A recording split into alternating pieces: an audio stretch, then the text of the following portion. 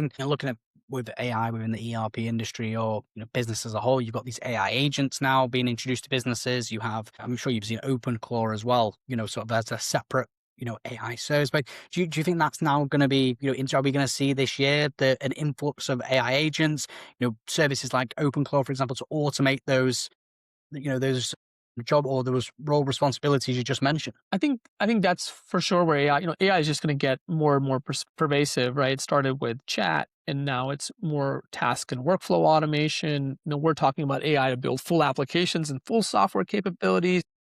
I think ultimately the technology is only going to get more mature, and I think the productization of that technology that we are doing, other people are doing, is only going to get more mature.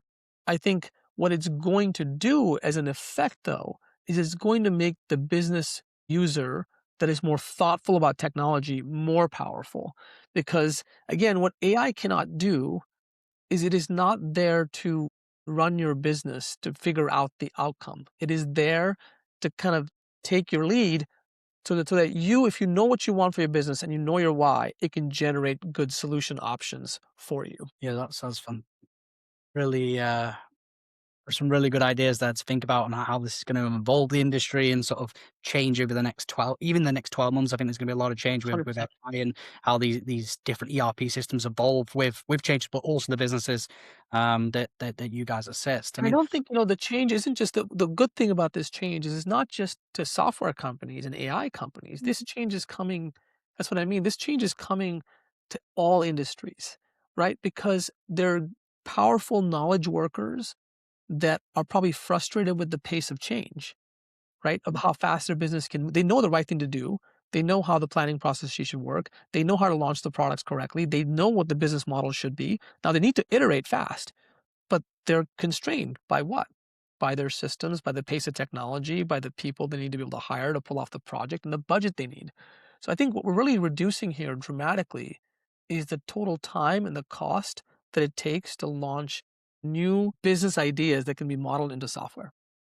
100%, 100%. I think those who really utilize the skills that we can be given by AI will see the benefits. I mean, Sam Altman, owner of OpenAI, he predicts AI will make the first single valued business, which is one person, $1 billion market value, which 5 years ago, a couple of years ago, you would have thought that would be insane.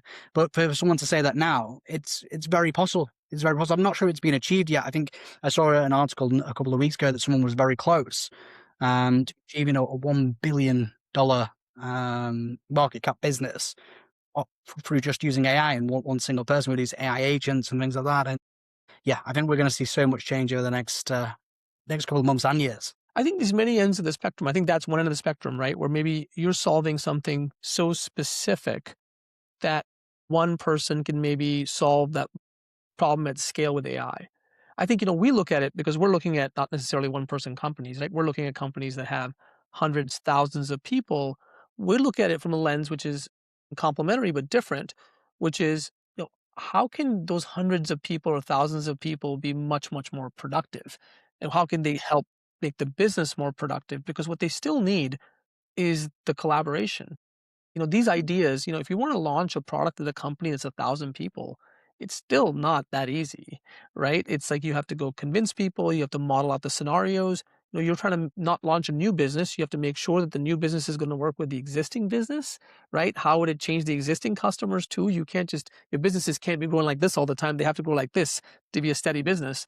And so we think that there's going to be benefits on all sides, but there's going to be a huge benefit because people can run leaner teams to accomplish bigger things for the totality of their business. But what they need is a different set of tools, right? They're going to need tools.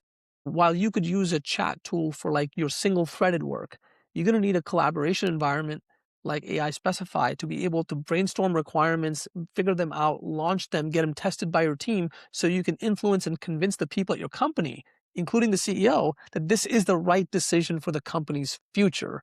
Right? So I don't think that people element goes away at all, to be honest with you. In fact, it gets exacerbated in some ways because you've got to get the people together faster. And I think AI can actually give you the tools to get the people together faster.